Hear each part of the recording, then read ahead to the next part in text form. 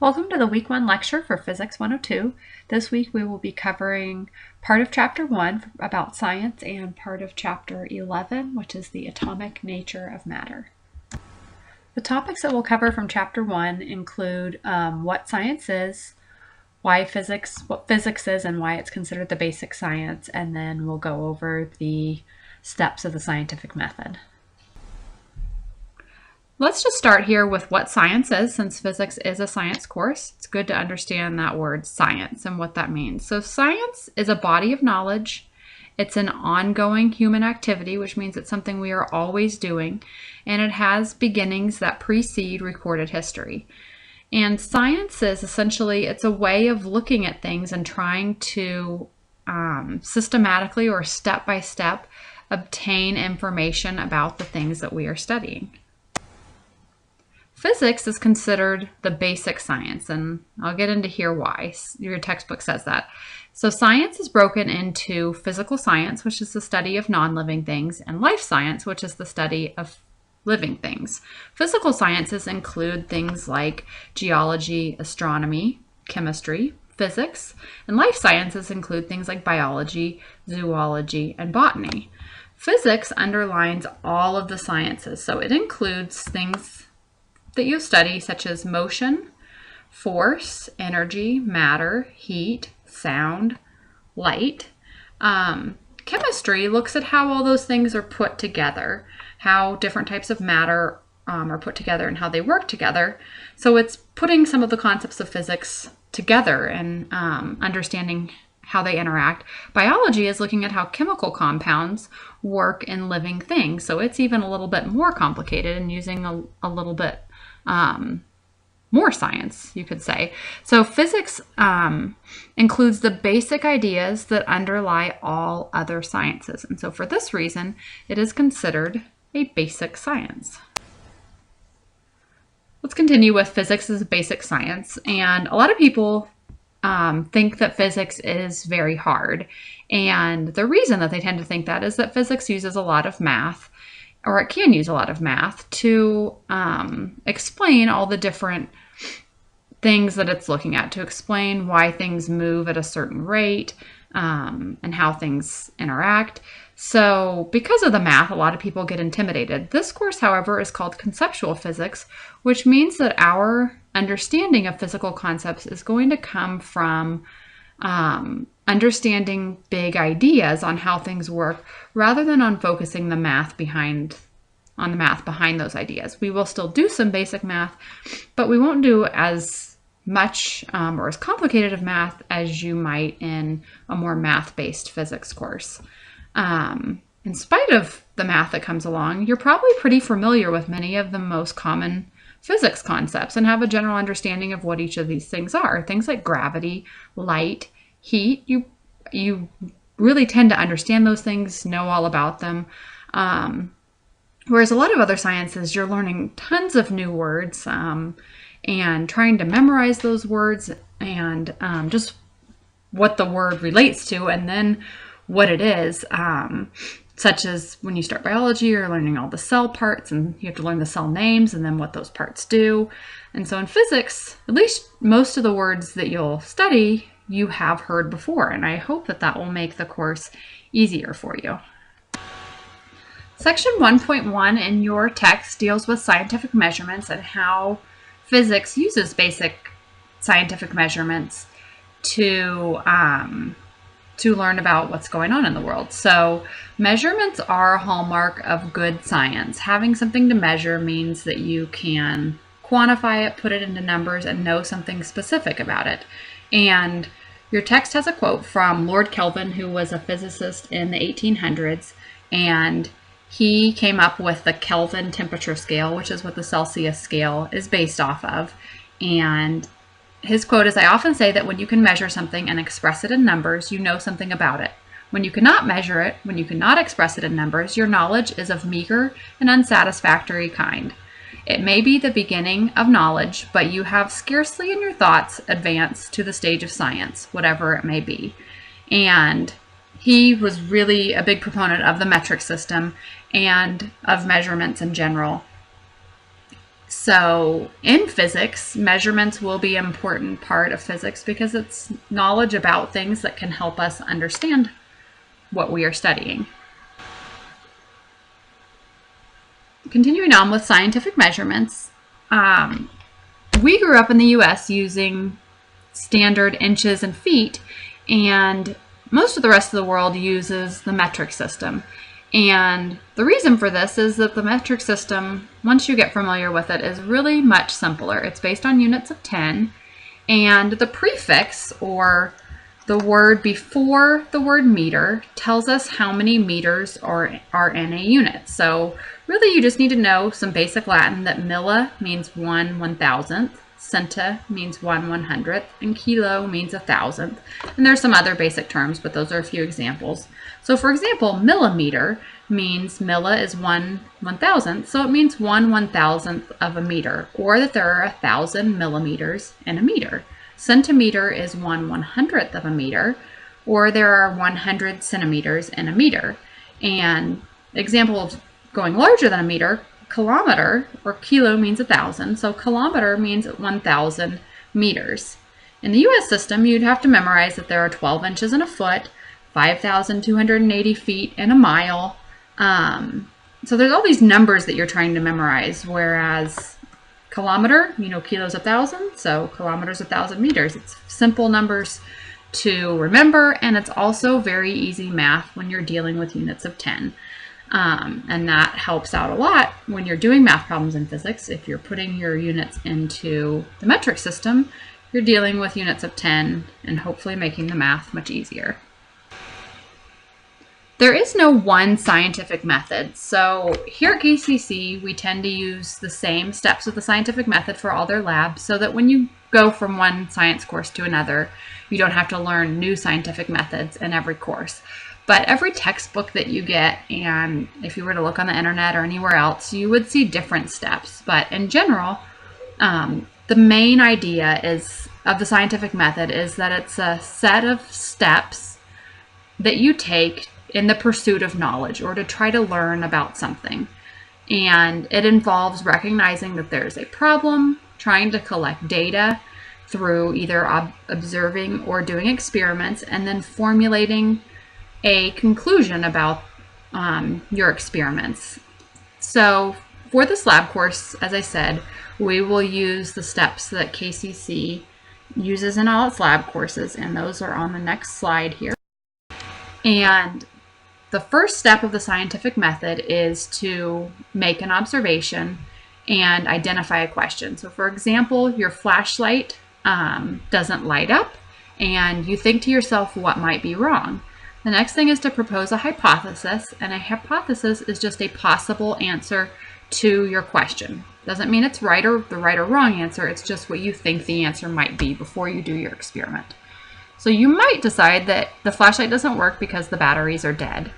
The next step of the scientific method is to perform an experiment and test your hypothesis. So you might come up with the experiment, if I replace the batteries, then the flashlight should work.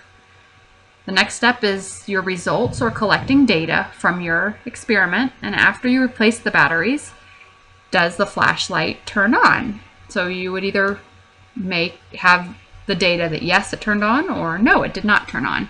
And finally, you'll come up with a conclusion where you interpret your results. If the light does work now, then your hypothesis was correct, that it was the batteries. If your flashlight does not light up, then you need to formulate a new hypothesis. Perhaps the bulb is faulty, and then develop a new test for that hypothesis. And the very last step is that you would report for peer review.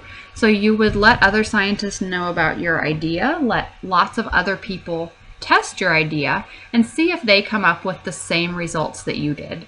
So in science, you never want to just do an experiment once, because you could have just a fluke that you got the results that you did.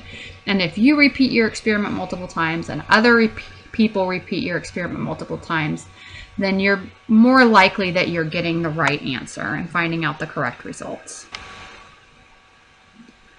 Overall, science needs to have an attitude or ideas of inquiry, experimentation, and willingness to admit error. So if you never try to inquire and learn new things, science would never progress. And we want science to progress and want to continue to learn new things about the world around us.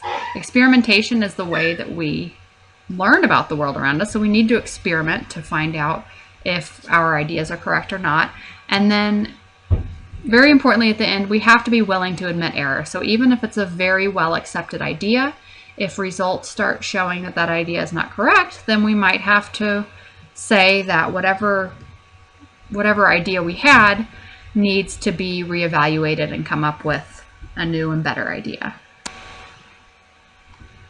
Scientists, it says, are experts at changing their minds, and this probably isn't true in most of the rest of the world where you'd say you're an expert if you can change your mind. But in science, you need to be, like I said, willing to accept that if the results don't show are not consistent with what you thought was going on, then you need to be willing to come up with a new idea. And you have to accept whatever your experimental findings are, whether it's what you thought they were going to be or not. You need to accept those findings in science. So you're trying to be unbiased and not use your own opinions in science, but look at what the results show, and also look at antagonists, or people who have ideas opposing yours, to see why they have those ideas and if there's any validity in their ideas. Let's cover some basic terms here that often get confused. A fact is a close agreement by competent observers who make a series of observations about the same phenomenon. So, as the little cartoon says here on the right, facts are revisable data about the world. And we probably don't think of that when we think of a fact. We would think of it as being true and not revisable or not changeable. But we may have something we consider a fact, but if evidence ever showed that that was not true anymore, we would need to revise our ideas. So it's something that people think is true, but it's definitely not set in stone. A hypothesis is an educated guess that is only presumed to be factual until supported by experiment. And what this means is that it's what we think is the right answer, but really we need to do an experiment to determine if it really is the best answer for what's going on or not. A theory is a hypothesis or idea that has been repeatedly tested and verified over a long period of time. And a theory tries to interpret different facts that we have. And the reason why we say that a theory has been verified and not proven is we don't use the phrase proven because someone could always disprove it later. So verified means the results show that it's likely that that's the right answer. But in science, like I said, we have to be willing to go back and admit error or reevaluate things if new data comes along at some point that doesn't support our ideas. A law or principle is a law is basically a hypothesis that's been tested repeatedly and has never been contradicted.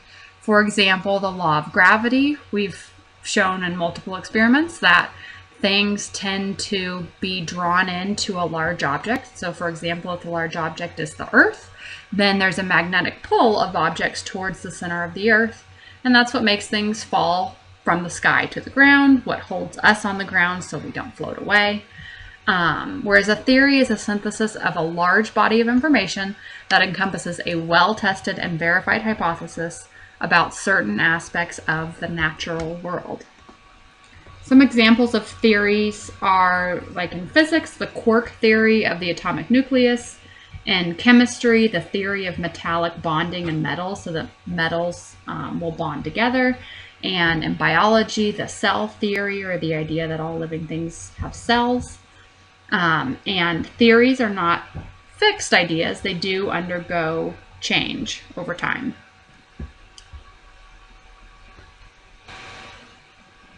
Let's go through a few questions next. And ask which of these is a scientific hypothesis: that the moon is made of green cheese, that atomic nuclei are the smallest particles in nature, and a magnet will pick up a copper penny, or that cosmic rays cannot penetrate the thickness of your conceptual physics textbook. as a hint, remember that a hypothesis is something that can be disproven. So that there is a test to disprove it. Think about that for a second. Move on to the answer. And all of these are scientific hypotheses. All of them have tests for proving wrongness, so they can pass a test of being a scientific hypothesis. Next up, we have which of these is not a scientific hypothesis. That protons carry an electric charge, that undetectable particles are some of nature's secrets, that charged particles bend when in a magnetic field, or all of them are scientific hypotheses. And the answer, undetectable particles are some of nature's secrets. So choices A and C can be disproven by experiments. Choice B has no test for wrongness, so you can't prove it wrong that it's nature's secret, so it is not a hypothesis. Next up, which of these often changes over time with further study? Facts, theories, both of the above, or neither of the above? Both of the above. Both of these can change. As we learn new information, we refine our ideas, and this is the same in science. So facts might change, and theories might change.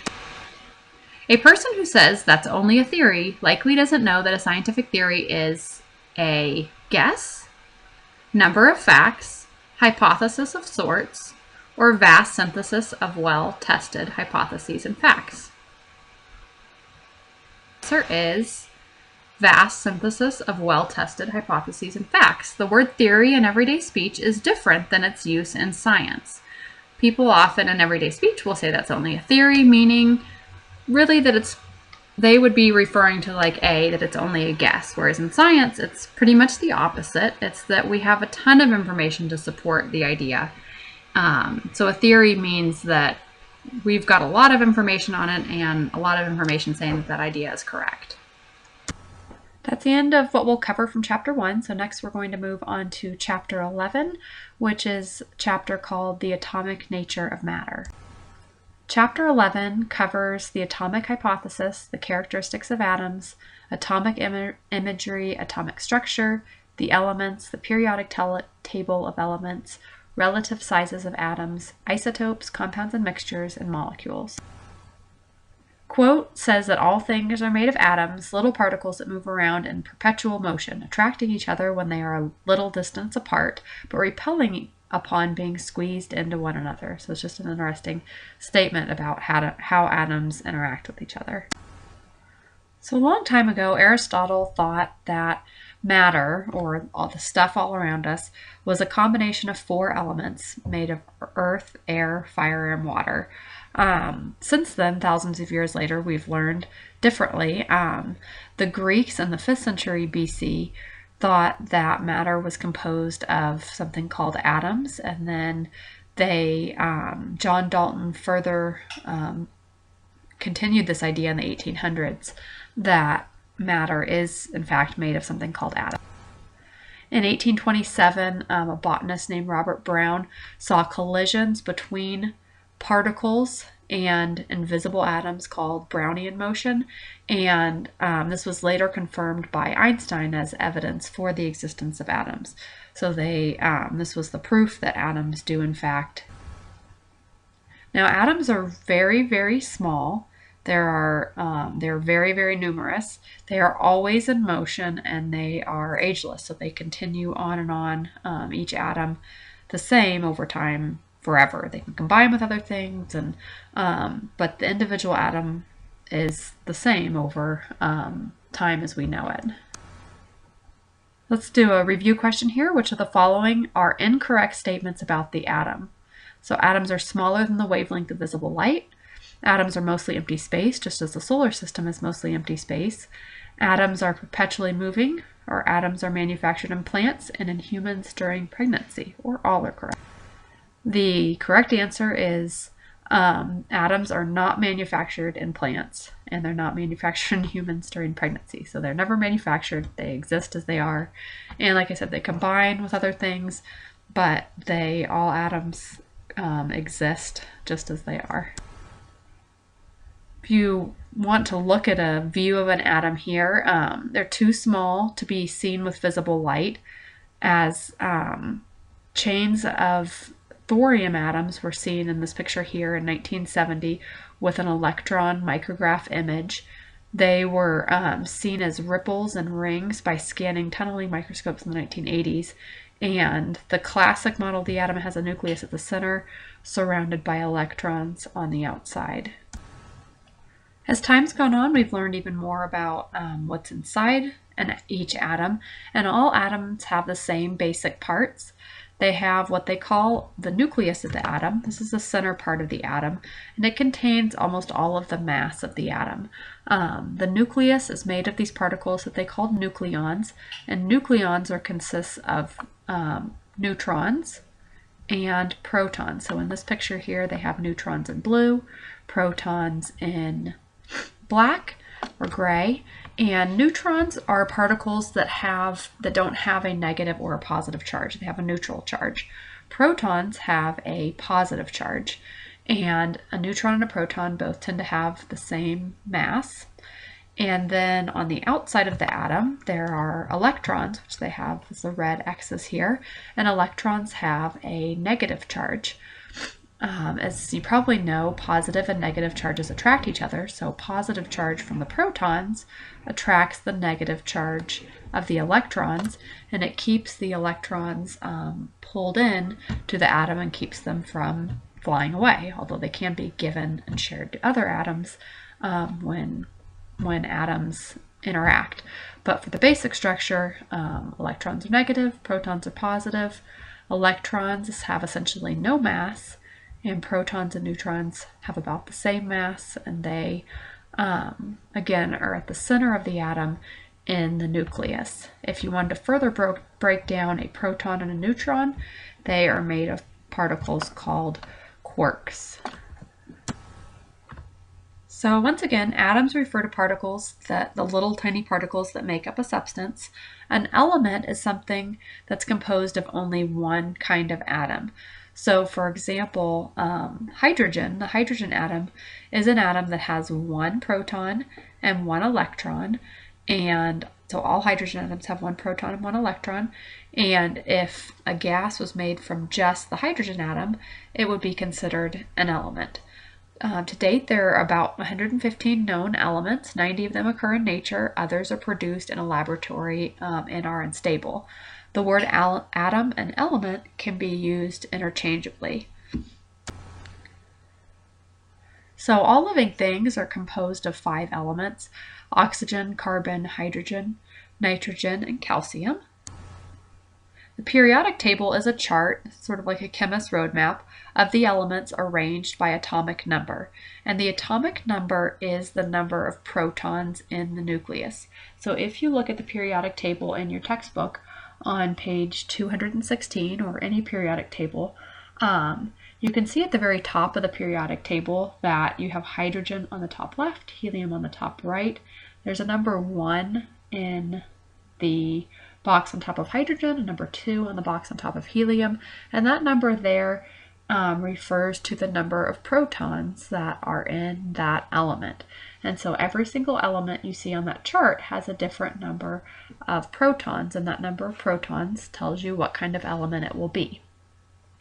The elements are arranged from left to right, and as you move from left to right, and so across, and then once you get to the far right, you move down, each element has one more proton and one more electron than the preceding element. On the very far right, this means that the outer electron shells are filled to capacity, so that these are known as noble gases. And what this means, just for your reference, is that on the very right hand side, if you look at that far right column, since their electron shells are filled up with electrons, these elements tend to be very stable. So here's a look at that periodic table of elements. As I was mentioning, hydrogen has a number 1 on top. That means 1 proton. To read through the periodic table, we would then move across the periodic table. So you just go straight to the right. We get to helium that has 2 protons. Once you're to the very far right, you will move down to the next row here, so to row 2. Lithium has 3 protons. Beryllium has 4 protons. Move straight across here and boron has 5 protons, carbon has 6 protons. As I had mentioned, all the elements here, their outer electron ring is full of electrons, and that just means that those elements are stable and they don't tend to interact with other elements. These are known as the noble gases because they are all gases. So outer electron shells, the diameter is determined by the amount of electrical charge in the nucleus. So the diameter of the electron generally decreases from left to right across the periodic table. As the nuclear charge increases and electrons are added to the outer orbits, the inner orbits shrink. So as there's more charge, more electrons added, then the atoms tend to get smaller. So here's a chart showing the relative size of atoms, and you can see, especially here in the second row, that as you start over on the left, the atoms tend to be bigger, and as you move to the right, the atoms tend to get smaller. What this row is here is it's a row of, here, this top row, there's one ring of electrons, and that ring of electrons holds 2 electrons. In the next row here, we have the next ring of electrons, so you're adding an additional ring of electrons on the outside of that atom. That ring can hold 8 electrons, and as you add more and more electrons to that ring, the atom tends to get smaller and smaller. Here for row 3, we've added another electron ring, and it starts out with sodium, Na. It starts out pretty big with just 1 electron in that outer ring, and then as you add more electrons to that outer ring, the atoms get smaller and smaller. And I understand chemistry can be very confusing, and it can take a lot of going over to really remember it all. I wouldn't try to remember all the details here. I'd like to go over them with you just so you are somewhat familiar with them. But don't feel too bad right now if you're feeling a little lost, if you have not had very much chemistry at this point. So hopefully at this point, what you, if anything, you'll take away that the periodic table lists different elements, and each of these elements is different because it has a different number of protons in the center of the atom. So each element as you move through the periodic table will get more and more protons and will get heavier and heavier. And the 3 main components of an atom that you want to be familiar with are protons and neutrons in the center, and electrons that are in rings around the outside of the atom. So we've talked about atoms or elements are substances. Elements or substances composed of just one type of atom, but different types of atoms can join together. And when you get a group of a different kind of atoms that join together, they call this a compound. And a compound is different, has different characteristics than the elements from which it was made. So, for example, if you take sodium and you take chlorine, you mix them together chemically, you get sodium chloride, which is table salt. And sodium chloride is obviously very different from sodium alone or chlorine alone. And the only way to separate a compound into the elements is by chemical means. So your lab this week, you're going to be looking at compounds and mixtures and elements and trying to determine whether something is a compound, a mixture, or an element. And so lastly here, a substance that's mixed together without chemically being bonded is called a mixture. So, if you mixed sugar and water together and you get sugar water, this would be an example of a mixture. Air is another example of mixture. There's just lots of gases floating around in the air, like oxygen and nitrogen, and these elements are not chemically bonded to each other. Molecules are 2 or more atoms that are bonded together. So, for example, NH3 here is ammonia, and that's 1 nitrogen and 3 hydrogen atoms that are bonded together. So as I mentioned, molecules are 2 or more atoms bonded together. Molecules can be composed of the same element, like here we have oxygen, and then it's still called by the element name. So we would still call this particle oxygen. If 2 nitrogen molecules were combined together, we would call it nitrogen. If the molecule is composed of different types of atoms, or sorry, different types of elements, then it's called a compound, and it's called by the compound name, such as H2O would be called water, or dihydrogen monoxide, or H2O. A chemical reaction is a process in which atoms rearrange to form different types of molecules. So for example, pulling molecules apart requires energy. So during photosynthesis, sunlight's energy breaks the bonds of CO2 or carbon dioxide, and it makes oxygen and carbon. Combining atoms releases energy. So when oxygen atom combines with iron atoms to form rust, energy is released. So some chemical reactions require energy. Other chemical reactions release energy. Generally, you're going to feel something feel hot when it releases energy and feel cold when it requires energy. So this is the end of the week 1 lecture. Please remember to get registered with Mastering Physics as soon as possible so you can get started on your homework there. Once you get registered, you want to complete your week 1 homework, and also this week you'll complete your lab, which deals with elements, compounds, and mixtures and the scientific method. Complete your discussion for the week, introducing yourself, and I hope that you have a great first week back to winter term. Please let me know if you have any questions as you get started with the course. Please remember, if you send me a message, I'll at the latest respond back by Wednesday or Friday during my office hours, but most likely I'll respond back much sooner. Usually I tend to be on the course every day checking things. If you don't hear from me within a day or two, please feel free to send me another message. Sometimes messages get lost, but I will try to get back to you and help you out with whatever you need help with as soon as possible. So that's all for this week. I will be in touch with you again in week 2.